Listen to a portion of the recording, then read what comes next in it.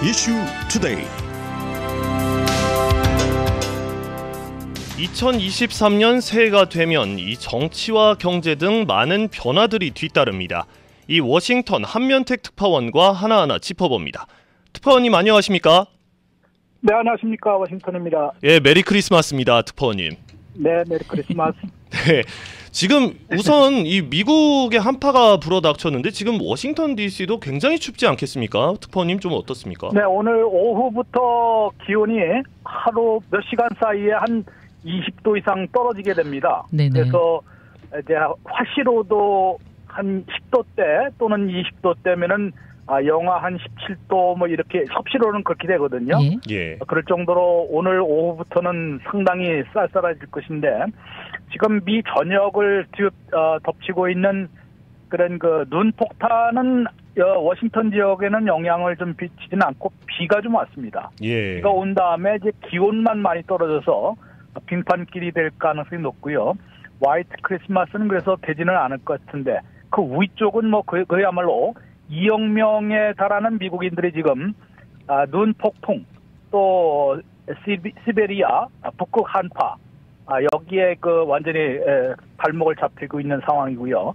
지금 1억 1,300만 명이 50마일 이상 성탄절 연휴 연말 연시까지 해서 여행길에 나서고 있는 건데 정말로 항공편도 지금 오늘 아침에만 3,600편이 취소되고 수요일부터는 한 6,000편 이상이 지금 취소됐거든요. 결항이 됐기 때문에 그야말로 이제 발목을 잡히고 있는 그런 모습을 보여주고 있습니다. 네, 다만 이제 워싱턴 수도권으로는 한파가 이제 몰아치고 있고 이제 아직은 눈은 안 오고 이제 비가 좀 왔고 그런 상황입니다. 예, 특파원님 뭐 감기 조심하셔야 될 것 같아요. 워낙에 추운 동네라서. 예. 자, 이제 2023년 새해 벽두부터 이 워싱턴 정치 구도에 큰 변화가 시작될 텐데요. 이 연방 상하원 다수당을 양당이 분점하게 되기 때문인데 이 어떤 변화가 예상되고 있습니까? 네, 그 변화가 어떻게 전개될지는 1월 3일에 이제 새 회기가 시작되지 않습니까? 118대 연방의회 회기가 시작이 되는 것인데 잘 아시는 대로 이제 연방 하원 다수당이 공화당으로 바뀌게 됩니다. 그러면은 공화당 대표가 하원 대표가 하원 의장이 되는 것이 뭐 기본 상식으로 될 수 있는데 지금 하원 의장의 케빈 메카시 공화당 하원 대표가 선출될지 지금 불투명하기 때문에 이 워싱턴 정치가 어떻게 바뀔지 어떤 방향으로 향하게 될지가 아직은 불확실하다고 할 수 있습니다. 케빈 메카시 하원 대표가 하원 의장에 선출될지 좀 불투명하게 된 것은 워낙 다수당이 됐지만은 의석수 차이가 좀 적게 됐거든요. 예, 그렇죠. 222대 213인데 민주당 하원 의원이 당선되자마자 이거 버지니아 출신인데 돌아가셨습니다. 그래서 212명이 되고 이제 1월 달에 보궐선거가 다시 시행이 되는데 그렇게 될 경우에도 222명의 이제 5명만 이탈하면은 그야말로 218표가 435명에서 218석이 과반 아니겠습니까? 그렇습니다. 과반 이상의 득표를 해야만 하원의장에 선출되는데 5명만 공화당 하원의원이 이탈을 하게 되면은 217명이 됩니다. 그러면 217명 민주당 하원의원 결론이 된 것을 감안하더라도 217명이고 17석에 불과하고 그래서 하원의장에 당선된다는 그런 보장이 아직은 할 수가 없는 그런 상황이어서 공화당 하원이 지금 심각한 내용을 앓고 있습니다. 이게 선거에서 승리하고도 또 4년 만에 공화당이 하원 다수당을 탈환하고도 하원의장 선출을 놓고 이렇게 내용을 겪고 있는 것인데요. 케빈 메카시 하원 대표는 지난번 공화당 하원의원총회에서 188대 31표로 일단은 하원의장 후보로는 선출이 됐습니다. 그런데 이제 이번에는 민주당 하원의원들까지 모두 표결을 해서 218표를 얻어야 되는데 여기에 이제 잘못하면은 공화당 하원의원들의 이탈로 이 과반에 미달하고 그렇게 되면은 계속 표결을 계속 실시해야 되는데 여러 가지 벌써 시나리오가 나타나고 있습니다. 올리 케빈 리퍼블리칸이라는 사람들은 그래도 케빈 메카시밖에는 없다라면서 중도파나 심지어는 이제 트럼프 전 대통령의 마가 이 로얄리스트들도 일부 들어가서 가세를 해서 다수는 케빈 메카시 하원 대표를 그대로 하원 의장으로 선출해야 한다라고 주장을 하고 있습니다만은 프리덤 코커스라는 조금 강경보수파 모임이 있거든요. 예. 여기에 소속 5명은 아주 공개적으로 네버 케빈 리퍼블리칸이라고 부릅니다. 절대로 그 케빈 메카시는 하원 의장이 안 될 것이다. 자신들이 이제 반드시 맡겠고 5명이 이탈하는 그 공개적으로 반대표를 던지는 것은 물론이고요. 상당히 그 이에 동조하는 그 의원들까지 하면 한 20명이 케빈 메카시 하원 대표에게는 표를 안 던질 것이다. 이렇게 되면 뭐 하원 의장이 될 수가 없습니다. 그래서 뭐 다른 인물을 내세워야 된다. 하원 의장은 사실은 또 현직일 필요가 없다고 하거든요. 예. 그래서 이번에 은퇴하는 프레드 업턴이라는 공화당 하원 의원 같은 분을 중간에 갑자기 내세울 수가 있는데 예전에 존 베이너 하원 의장이 재선이 안 되고 결국 폴 라이언 하원 의장을 전체적으로 선출한 적이 있었습니다. 예. 그런 거를 지금 프리덤 코커스에서 이제 바라보고 있는 것 같은데 문제는 폴 라이언 같은 인물, 대안 인물이 지금은 보이지 않는다는 데서 케빈 메카시 하원 대표가 좀 양보를 해주고 이번에 선출이 될지 좀 지켜봐야 될 것이고요. 공화당 하원 대표가 하원 의장으로 그대로 되느냐 그거에 따라서는 이제 또 공화당 하원과 민주당 상원, 민주당 대학관이 어떻게 협치를 할 수가 있을지 아니면은 상당히 그 갈등만 빚다가 2년을 또 보낼지 이거에 따라서 또 2024년 그 차기 대선 구도도 결정되지 않겠습니까? 그렇죠. 예. 이러다 보니까 뭐 정책은 물론이고요. 협치냐 정면 충돌이냐 또 2024년 대선 구도가 어떻게 될 것이냐 즉 도널드 트럼프 전 대통령이 다시 출마할 수 있을 것인지 공화당 후보가 될 것인지 아니면 그렇게 되면 이제 조 바이든 대통령도 또 다시 나서게 될 것인지 아니면 이 두 사람 다 모두 유권자들은 양당의 유권자들이 다 재출마하는데 반대하고 있거든요. 그렇죠. 예, 예. 이렇게 하다 보니까 별로 싫어하지 여러 않습니까? 가지가 지금 걸린 그런 중대한 변화가 1월 3일부터 시작된다고 보면 되겠습니다. 네.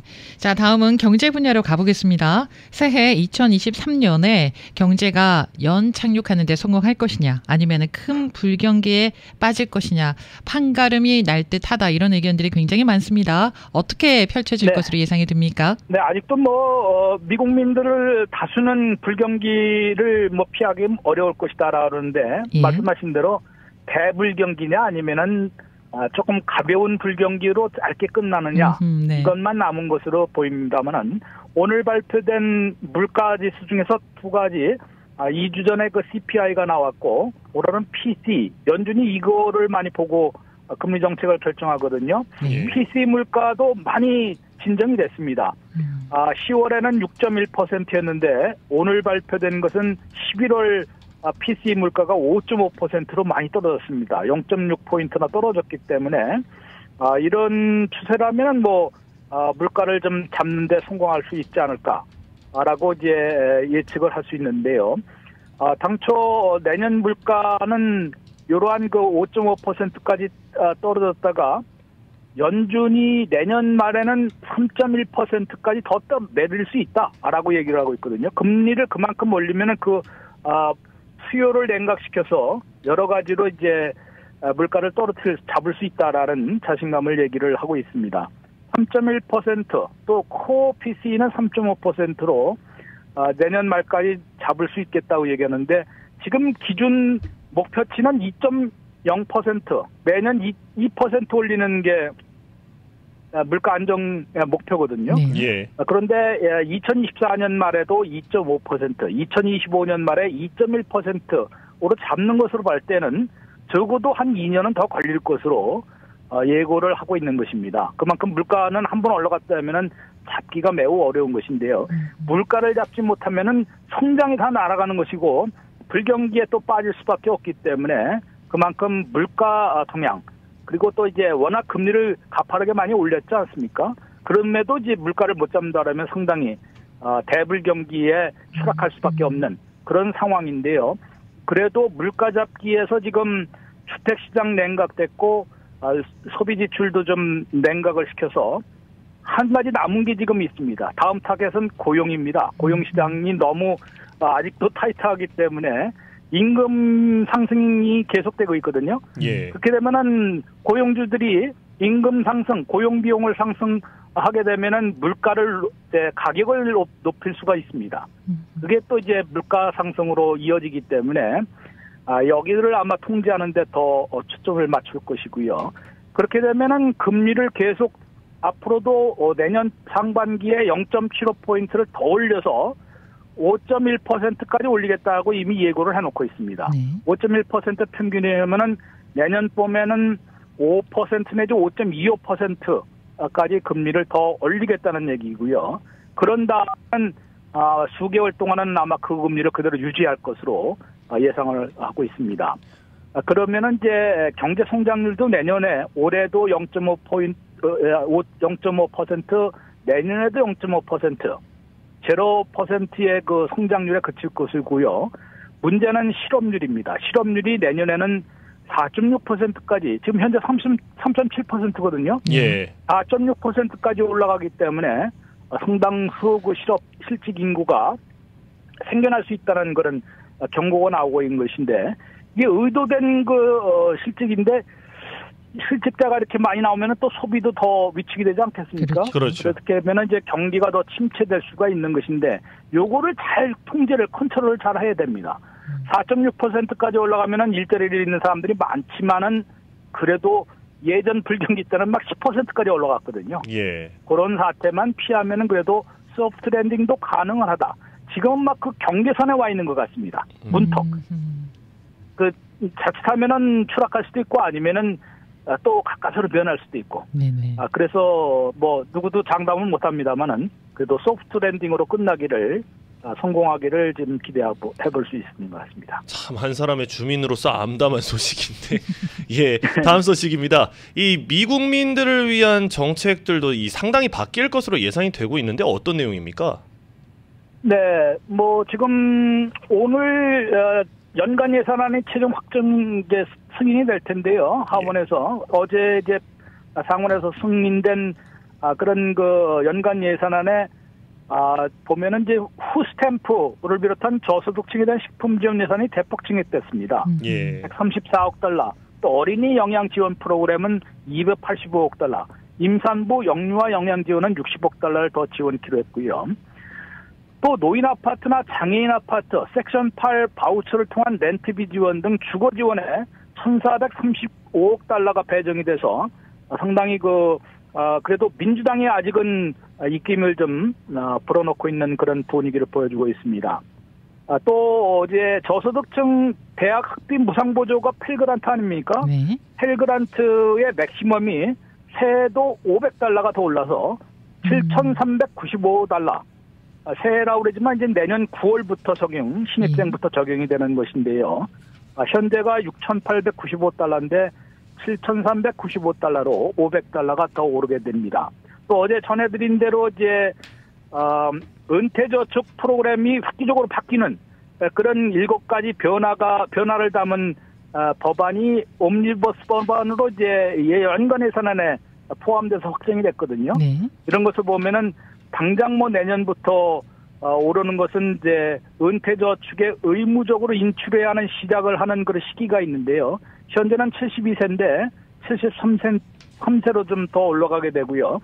그렇게 되면은 이제 조금 더 늦게 일하고 더 늦게 그 은퇴저축을 꺼냈을 수 있는 그런 상황 혜택이 생길 거라고 보이고요. 한 가지 눈에 띄는 것은 당장은 아닌데요. 2025년 1월부터 많이 바뀌게 되는데 직장 은퇴저축이 401k 아니겠습니까? 네. 예. 401k 뭐 비슷한 거 있는데 401k를 이제는 고용주들이 의무적으로 자동 가입을 하게 됩니다. 그러니까 모든 이제 고용주들은 직장 은퇴저축 프로그램에 가입을 해서 종업원들에게 제시를 해야 됩니다. 그래서 종업원들 월급에서 최소한 3%, 많게는 10%, 그 사이에서 선택을 해서 매년 1포인트씩은 이제 올릴 수 있는 그런 프로그램이 의무화가 되기 때문에 모두 확대된다고 볼 수 있는데요. 이 조치는 종업원들은 물론 자기가 이거는 할 수가 없다 그러면서 선택을 안 할 수가 있습니다만은 고용주들은 일단 직장에서 모두 제시, 오퍼를 해야 하는 그런 시대가 2025년 1월부터 시작이 되고 그럴 정도로 지금 은퇴저축 프로그램은 획기적으로 변화가 예상이 되고 있습니다. 네네. 네. 401k는 뭐 아시는 대로 고용주도 어느 정도 이제 불입을 해주고 매칭 펀드를 해주지 않습니까? 네. 예. 종업원들을 내고 그래서 3 내지 10% 많게는 최대는 15% 사이에 매칭 펀드를 해서 서로가 이제 은퇴저축을 쌓아가는 그런 그 제도가 확대 실시될 것으로 예고되고 있습니다. 네, 감사합니다. 특파원님 메리 크리스마스 되십시오.